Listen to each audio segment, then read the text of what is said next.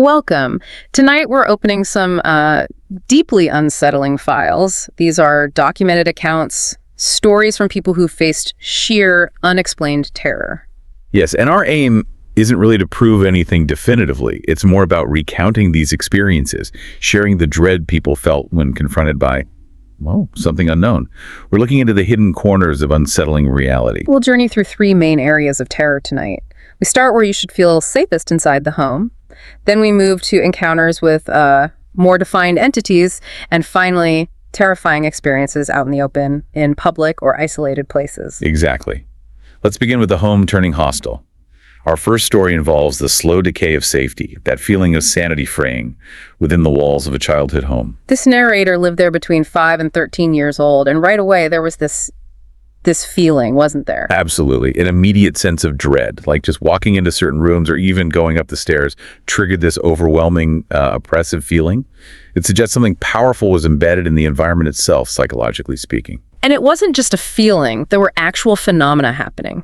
Things like books falling off shelves they swore were secure. Tightly secured.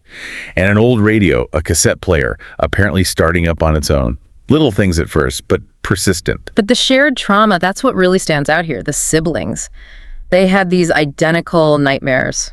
Gruesome ones. Yes, frequent, identical, and described as gruesome. That shared experience is significant. It points towards something impacting everyone, not just one person's imagination. And the figure, the tall black figure. Ah, yes, seen by all of them. Outside bedrooms, on the stairs, at the end of the hall. It apparently instilled this paralyzing fear. So much so, they were afraid to even go to the bathroom at night. That sounds like the shadow person archetype you hear about sometimes. It fits the description perfectly. It's a strangely consistent report across cultures, often linked to things like sleep paralysis. But, when multiple people see the same thing, wide awake, it makes you pause. And it didn't just watch, did it? It escalated. That's the key point. The ceramic houses. The mother collected them, kept them up high on a shelf, and they were suddenly, violently, thrown clear over the high banister. By something unseen. Exactly. That implies, intent, intelligence maybe? Yeah. It moves beyond just a creepy feeling or a shadow. And the final straw seemed to be this floating face. Yeah, seen in the parents' bathroom mirror, described as looking like something, and I quote, out of a horror movie. Just utterly terrifying visually. They even called a priest. They did. He blessed the house, but the activity didn't stop. It became clear the presence, whatever it was, wasn't leaving. The family felt they had no choice but to move out. That's intense collective trauma. Now let's contrast that with a different kind of domestic horror, more isolated. A renovated farmhouse dating back to 1853 in rural Missouri. Right. This one feels different. The house was dilapidated, had squatters before they moved in. The narrator's room upstairs immediately felt dark, dingy, oppressive. That feeling was confirmed by their younger sister, too, so it wasn't purely subjective, but the main activity seemed focused solely on the narrator. It was this nightly trick. Yeah, every single night. As they were falling asleep, they'd hear something fall, a pen, maybe a pencil bag, even an apple spice candle they mentioned specifically. They'd hear the thump. But when they turned on the light, nothing had moved. Everything was exactly where it was supposed to be. It sounded like a sensory gaslighting situation almost. Very unsettling. Then it got physical. The feeling of someone stepping onto the bed, actual pressure on the blanket, and then really disturbingly, pressure on the pillow right next to their head. Like someone leaning over them. Precisely. Yeah. Coupled with that constant feeling of being watched, especially, they noted, in the upstairs bathroom, it's this combination of psychological pressure and perceived physical interaction that's so unnerving. Okay, so from the home, let's move to encounters where the entity seems, more distinct, more specific. Yes. Encounters with entities that have a kind of defined character, however bizarre. Let's talk about Chadelefasio. That name itself is strange. What was this? Well, the child recounting this knew their mother was psychic, and even as a kid, felt the house had a negative energy. This thing appeared nightly for years, between ages 4 and 6. And its appearance? Really unique. A yellow round face, but with no features, wrapped in a white blanket. And it had cat paws for feet, apparently floating about 2 feet off the ground, described as being the size of a medium dog. That's incredibly specific. And disturbing. And the encounter was structured, almost ritualistic. It started with a woman's voice, sing-song, announcing the name Chadelefasio. Then a chase around the house would begin in the dream, always ending the same way. How did it end? With the child being forced into what the entity supposedly considered its home, the far side of the garden. This happened night after night. Just relentless. Did it stop when they moved? That's the really strange part. No. The family moved across Canada to a totally different apartment. The entity followed. The dreams, the visitations, they started again immediately in the new place. It followed them. Wow. Yeah, that persistence across geographical locations is hard to explain with just environmental factors. It suggests a specific attachment to the child or family. So what finally made it stop?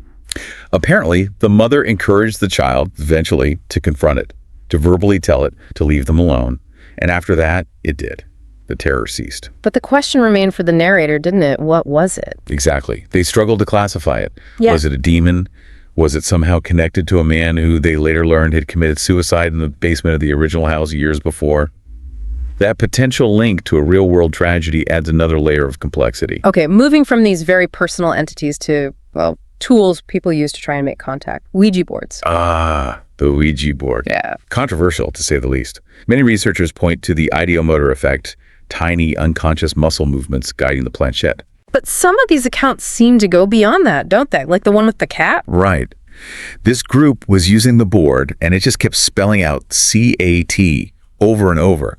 They went to check on their kitten, which had been playing normally just moments before. They found it in the bathroom, first standing on end, hissing like crazy at nothing they could see. For them, the cat's reaction was undeniable proof of something unseen the board had indicated. There are other weird stories, too, like the board found stuck to a wall. Yes, in a basement. Apparently, it moved itself to the opposite wall later. Then someone tried to burn it at a bonfire party. And it made a noise. An eerie shrieking noise is how it was described as it burned. Again, highly subjective, but contributes to the board's unsettling reputation. The most chilling one, though, might be the one from the resort in the Bahamas. That one is particularly striking because of the verification aspect. The board spelled out a message.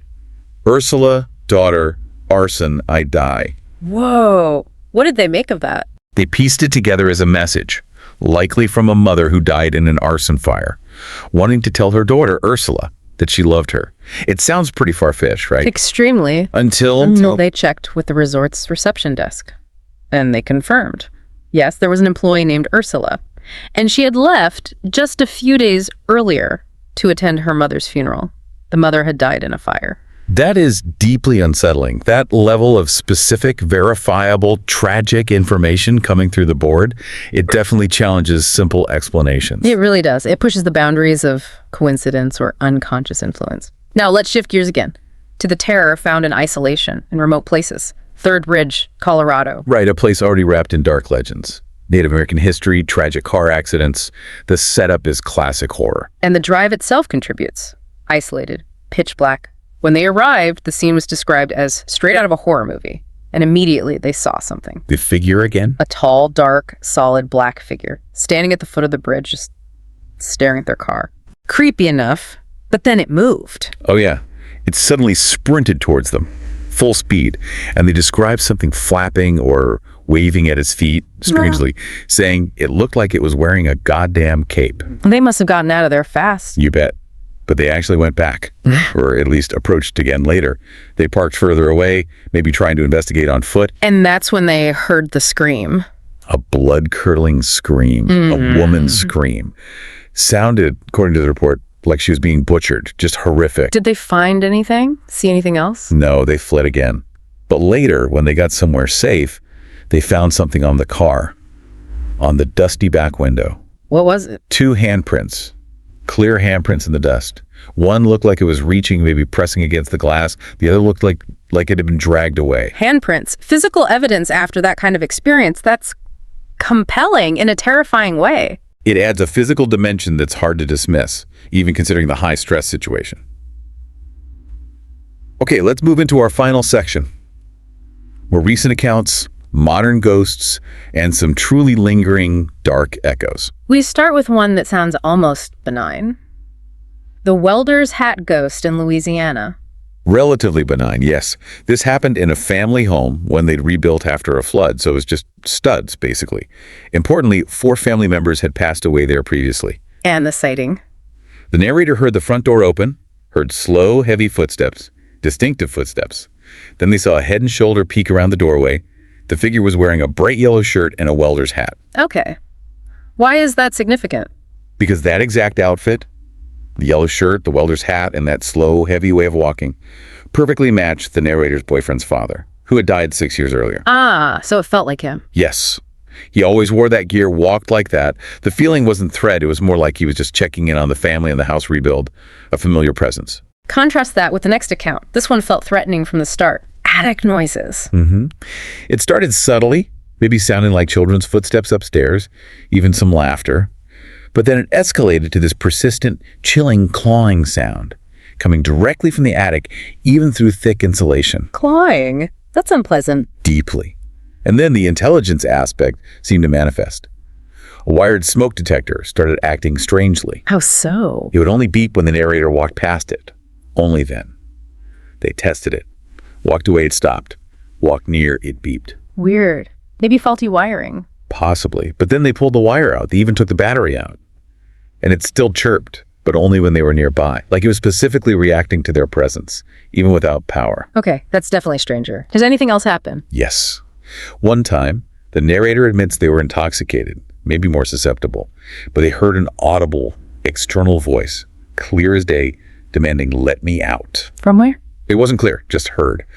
But the most concrete and perhaps weirdest incident involved electronics again. The subwoofer. The speaker for bass. What happened? They were completely sober this time. The receiver for the sound system was off, no music playing, no signal going to it. Suddenly, the subwoofer starts fluctuating, making noise. Just static or... No, a voice, repeating the phrase, "two birds, one stone," over and over 3 times, getting louder each time. The narrator described feeling paralyzed by it. Then it just faded out into unintelligible mumbling. A specific phrase from a dead speaker system? That's bizarre. Extremely. Delivering a complex, specific message through a seemingly inert piece of equipment. It's the kind of detail documented in modern haunting accounts that's very hard to explain away easily. Which brings us to our final and perhaps most disturbing account because of its connection to real-world events. Gilgo Beach. Yes. This takes us back to isolation and fear. A group got lost, wandering in the undeveloped scrubland near West Gilgo Beach on Long Island at night. Already a recipe for unease. What did they experience? A range of phenomena. First, a glowing green ball of light just hovering, then disappearing. Then, hearing a woman's voice yelling, "Hey!" It sounded like it was getting closer, but they never saw anyone. Just voices in the dark. Voices, and then something else. Another voice. This one screaming desperately, just screaming the word "no" over and over, and felt like it was following them, this desperate scream, until they finally broke out of the scrub and reached the highway. Terrifying. Just disorienting fear in the dark. Absolutely. You could attribute it to stress, isolation, auditory hallucinations common in those states, except for the context. Exactly, the chilling context. Shortly after their experience, that exact area where they were lost was discovered to be the dumping ground for the victims of the Gilgo Beach serial killer. 16 women, potentially. At least. So the question this documented account leaves us with is profound and horrifying. Were they just lost and scared? Or did they somehow, in that place at that time, encounter the echoes, the residual terror of those horrific murders? Did they hear the victims? It's a terrifying thought that this supernatural, or whatever we call it, could intersect so directly with such brutal human tragedy. It forces a confrontation not just with the unexplained, but with the lasting psychic imprint, perhaps, of intense human cruelty and suffering. So we've journeyed through these accounts, from the psychological siege within a home to distinct entities with rituals, the strange confirmations via Ouija boards, and these modern echoes, some seemingly benign, others tied to unspeakable acts. The dread is the common thread, isn't it? And while some patterns emerge, like the shadow person figure, other experiences remain stubbornly unique, defying easy categorization. The line between perception, psychology, and potentially something external remains incredibly blurry. It leaves you wondering, doesn't it? What unseen currents might flow through seemingly ordinary places. Your home, that quiet road you drove down last week. If these documented experiences linger, what residue might be closer than we think? Thank you for joining us as we recounted these unsettling stories. We hope it gave you something to consider about the nature of fear and the unknown. If these accounts gripped you, please do like, share, and subscribe to Horror Docx. We delve into stories like these regularly, and subscribing ensures you won't miss the next exploration of the unexplained. Until next time, try to stay safe.